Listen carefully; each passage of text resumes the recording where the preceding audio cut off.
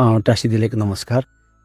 म आज केही दिन अगाडिबाट सुरु भएको घोडा वर्ष किन शुभ मानिन्छ भन्ने विषयमा चाहिँ म जानकारी गराउन चाहन्छु।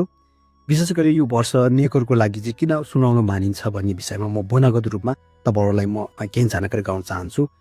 यो वर्ष चाहिँ 60 वर्षमा एकचोटि आउने एउटा संयोजन दुर्लभ अवसर भनेर मानिएको छ। त्यस्तै गरी यो घोडा वर्षलाई चाहिँ भगवान बुद्धको जन्म भएको वर्ष मानेको कारणले गर्दा यो तीर्थयात्राको लागि अत्यन्तै नै शुभ यात्रा शुभ सङ्केतको रूपमा लिएको छ। त्यस्तै गरी यो वर्ष नै तिब्बत कैलाशमा चाहिँ महाकुम्भ मेला लाग्ने भएको कारणले गर्दा कर्मशुद्धि आत्मशुद्धि र एउटा आध्यात्मिक कार्यको लागि चाहिँ अत्यन्त शुभ मानिएको छ। त्यस्तै गरी यो घोडा वर्ष भनेको चाहिँ ऊर्जा शक्ति र एउटा स्वतन्त्रताको प्रतीक भएको कारणले गर्दा यसलाई एकदमै शुभ मानिएको छ।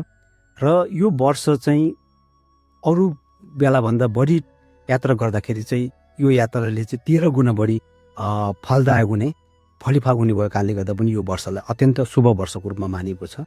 त्यसैले तपाईँहरू सबैलाई म तिब्बतको यात्रा भुटानको यात्रा श्रीलङ्काको यात्रा लगायत अन्य इन्डिया लगायत धेरै तीर्थयात्राहरूको चाहिँ भ्रमण गर्न र 13 गुणा पुण्य कमाउनको लागि चाहिँ म तपाईँहरूलाई रिकमेन्ड गर्न चाहन्छु।